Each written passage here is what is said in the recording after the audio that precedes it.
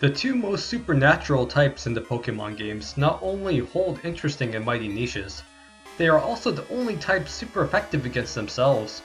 Today we'll go into why this is the case. Ghost and Dragon mechanics in Generation 1. Firstly, let's take a quick look into one aspect of the mechanics of these two types. In Generation 1, there are no types whatsoever that resist Ghost or Dragon type moves. As such, they're both very strong offensively.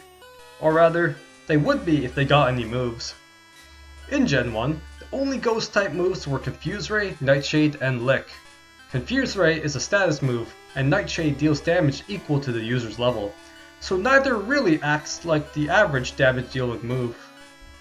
Furthermore, Nightshade is unaffected by the same type attack bonuses. This means Lick is the only Ghost type move that gains any advantage for being used by a Ghost type. Too bad Lick has a pitiful base power of 20 in Gen 1, making it borderline useless unless you want a 30% chance to paralyze your target. On that note, it's worth mentioning that Lick could not paralyze Ghost types in Gen 1. Dragon types are somehow in an even worse spot in Gen 1 when it comes to stab move availability. They've only got one Dragon type move, period, and it's Dragon Rage, a move that always inflicts exactly 40 HP worth of damage. As such, it's similar to Nightshade in that it's a set damage move, albeit one that is locked into a specific value. Also like Nightshade, Dragon Rage is not affected by stab mechanics. For arguably one of the strongest offensive types in the Pokemon games, Dragon has a sad showing when it comes to move variety in Gen 1. This leads us to a weird duality for both these types.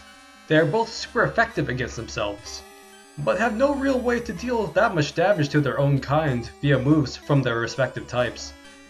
Even if a Ghost type got a critical hit with Lick against another Ghost type, it still wouldn't do that much damage, as Lick is a physical move, and the Gen 1 Ghosts have pitifully low base attack stats. Technical reasons behind the unique type effectiveness. So, what's the point? Why are these two super effective against themselves? Why does this even matter?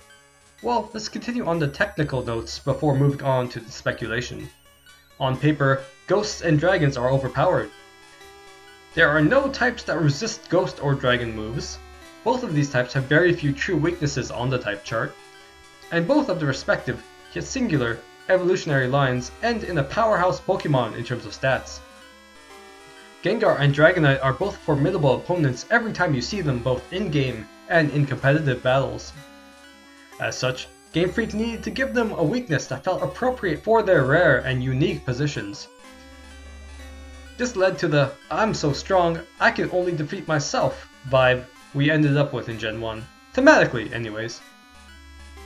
Let's not forget that the Gengar line, the only 3 Ghost-type Pokemon in Gen 1, are also part Poison-type, meaning that they suffer from some of the same weaknesses as their venomous brethren, susceptibility to ground and Psychic-type attacks. This also means the Gen 1 Ghosts take neutral damage from Bug-type moves in Gen 1, but that's not something they really need to worry about. Check out this video to learn why. Also, Dragonite is part Flying, so it gains a weakness to Rock-type and becomes extremely weak to Ice-type attacks thanks to a double weakness due to both Dragon and Flying types being weak to Ice. Therefore, Ghosts and Dragons are not invulnerable to foes other than themselves, not by a great margin, just more resilient in many cases. Conceptual reasons behind the unique type effectiveness.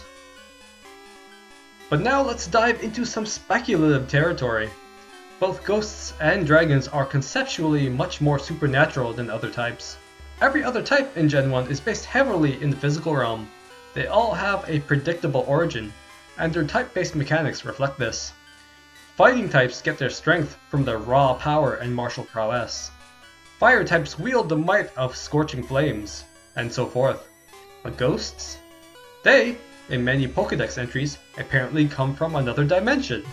This may or may not be the case canonically. However, they also are heavily implied to be spirits of the dead.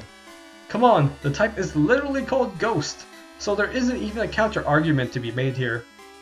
As such, Ghost types are one of the few types in Gen 1 that have an otherworldly nature. Then, there's dragons. Dragons are far more connected to the physical world than ghosts, as they are seen as tangible organisms, for the most part. With that said, they also have a mystical vibe surrounding them, often being considered legendary beings despite having a set place in the world. But they're different. They're special, rare, unique, and more powerful than other types. Dragons in cultures across the world are seen in mythology to possess great physical and spiritual strength. As such, even though they are sometimes referred to in similar ways as real organisms, like in the Chinese zodiac, they are also simultaneously above them. As a small note, psychic types can also be considered to have a similar otherworldly nature, as mind powers and magic can sometimes be synonymous in the universe. However, we think that psychic is more about mental fortitude than calling upon supernatural powers. It's more about the strength of one's mind than it is about mystical power.